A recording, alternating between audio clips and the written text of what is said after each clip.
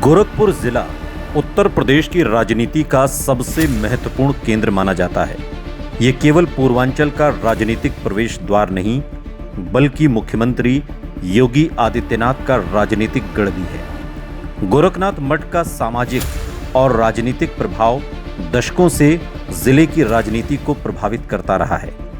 उत्तर प्रदेश विधानसभा चुनाव 2027 के मद्देनजर गोरखपुर बीजेपी के लिए प्रतिष्ठा की लड़ाई होगी, जबकि समाजवादी पार्टी कांग्रेस गठबंधन इसे पूर्वांचल में अपनी सबसे बड़ी चुनौती के रूप में देख रहा है।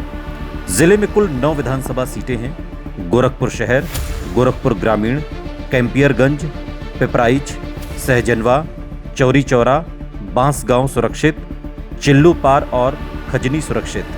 2022 के विधानसभा चुनाव में बीजेपी और उसके सहयोगियों ने जिले में मजबूत प्रदर्शन किया।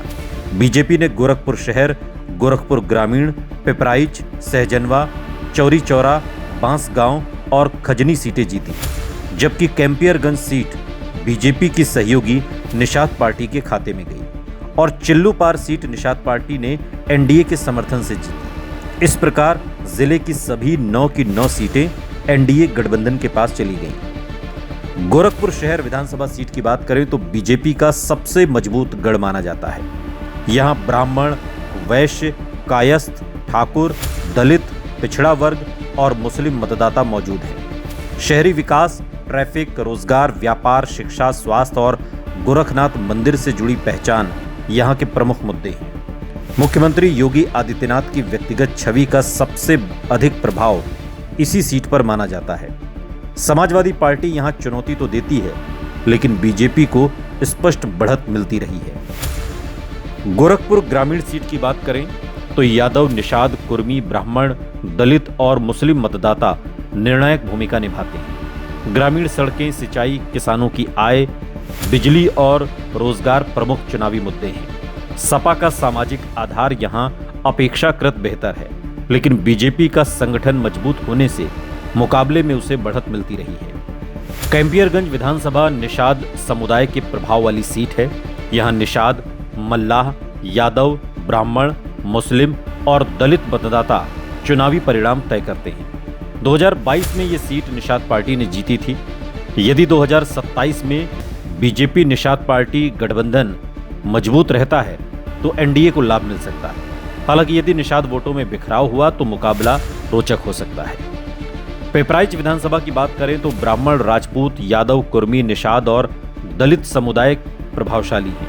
कृषि, गन्ना, सड़क, शिक्षा और स्वास्थ्य प्रमुख मुद्दे हैं। बीजेपी यहां लगातार मजबूत रही है, जबकि सपा ग्रामीण पिछड़े वर्गों के सहारे चुनौती देने की कोशिश करती है। सहजनवा सीट की बात करें तो यादव, कुर्मी, राजभर, ब्राह्मण और दलित वोट महत्वपूर्ण हैं। औद्योगिक विकास, रोजगार, सड़क और सिंचाई यहां के प्रमुख चुनावी मुद्दे हैं।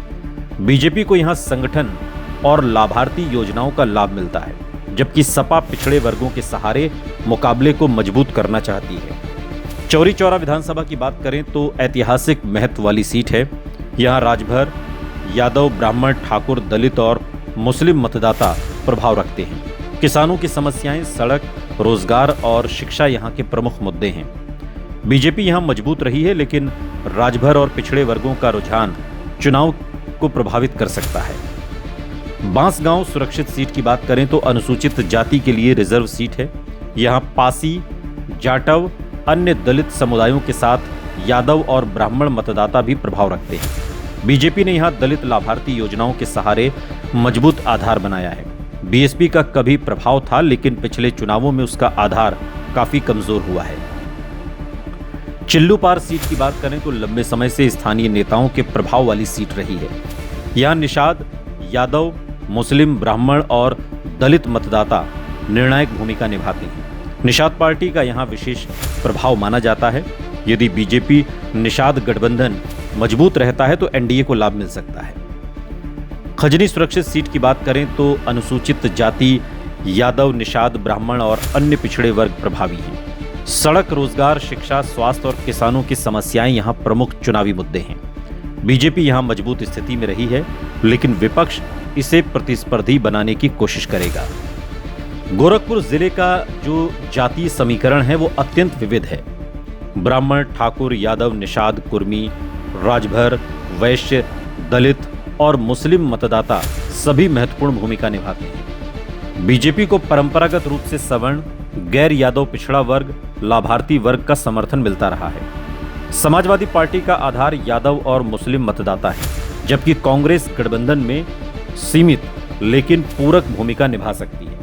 निषाद पार्टी का प्रभाव विशेष रूप से कैंपियरगंज और चिल्लूपार जैसी सीटों पर महत्वपूर्ण है। यदि गठबंधन बना रहता है तो बीजेपी को इसका लाभ मिलने की संभावना है।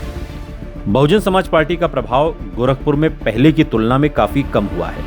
दलित समाज में उसका कुछ पारंपरिक वोट बैंक अभी भी मौजूद है, लेकिन वो अधिकांश सीटों पर मुख्य मुकाबले से बाहर दिखाई देती है। यदि बीएसपी का वोट प्रतिशत बढ़ता है तो इसका प्रभाव बीजेपी और सपा दोनों के समीकरण पर पड़ सकता है, खासकर आरक्षित सीटों पर। 2024 के लोकसभा चुनाव के बाद विपक्ष ने पूर्वांचल में अपनी सक्रियता बढ़ाई है, लेकिन गोरखपुर अभी भी बीजेपी का सबसे मजबूत किला माना जाता है। सीएम योगी आदित्यनाथ की व्यक्तिगत लोकप्रियता, गोरखनाथ मठ का प्रभाव, बीजेपी का मजबूत बूथ संगठन और सरकारी योजनाओं के लाभार्थी वर्ग पार्टी की सबसे बड़ी ताकत हैं।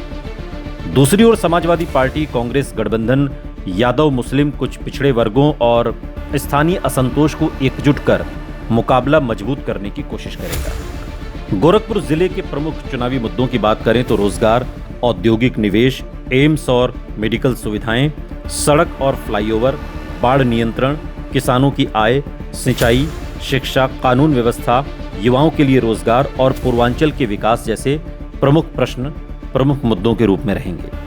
2027 की अगर संभावित तस्वीर की बात करें कि कौन सी पार्टी कौन सी सीट जीत सकती है, तो गोरखपुर शहर सीट पर तो बीजेपी का मजबूत दावा नजर आता है। गोरखपुर ग्रामीण सीट पर भी बीजेपी को बढ़त है, लेकिन यहां पर सपा और कांग्रेस चुनौती भी दे सकती है। कैंपियरगंज सीट की बात करें तो यहां पर बीजेपी और निषाद गठबंधन मजबूत दिखाई देता है। पिपराइच सीट पर बीजेपी को बढ़त दिखती है। सहजनवा में बीजेपी आगे है, लेकिन मुकाबला संभव है, सपा और कांग्रेस मजबूत हो रही है। चौरी चौरा सीट पर बीजेपी मजबूत है, लेकिन स्थानीय समीकरण यहां पर महत्वपूर्ण भूमिका निभाएंगे। बांसगांव सुरक्षित सीट की बात करें तो बीजेपी को बढ़त तो है, लेकिन बीएसपी और समाजवादी पार्टी कांग्रेस गठबंधन के वोटों का असर भी यहां पर है। चिल्लूपार सीट की बात करें तो एनडीए को बढ़त है, लेकिन निषाद वोट एकजुट रहे तब। खजनी सुरक्षित सीट बीजेपी मजबूत है, लेकिन विपक्ष चुनौती देने की कोशिश इस सीट पर भी कर रहा है। कुल मिलाकर 2022 में एनडीए ने गोरखपुर जिले की सभी 9 विधानसभा सीटों पर जीत दर्ज की थी। 2027 में भी जो राजनीतिक रुझान समझ में आ रहे हैं, उसके आधार पर बीजेपी एनडीए को शुरुआती बढ़त मिलती दिखाई देती है। हालांकि यदि सपा कांग्रेस गठबंधन प्रभावी वोट ट्रांसफर कराने, स्थानीय उम्मीदवारों के चयन और पिछड़े वर्गों और दलित मतदाताओं के बीच अपनी पकड़ मजबूत करने में सफल रहता है, तो कुछ सीटों पर मुकाबला पहले की तुलना में अधिक कड़ा हो सकता है।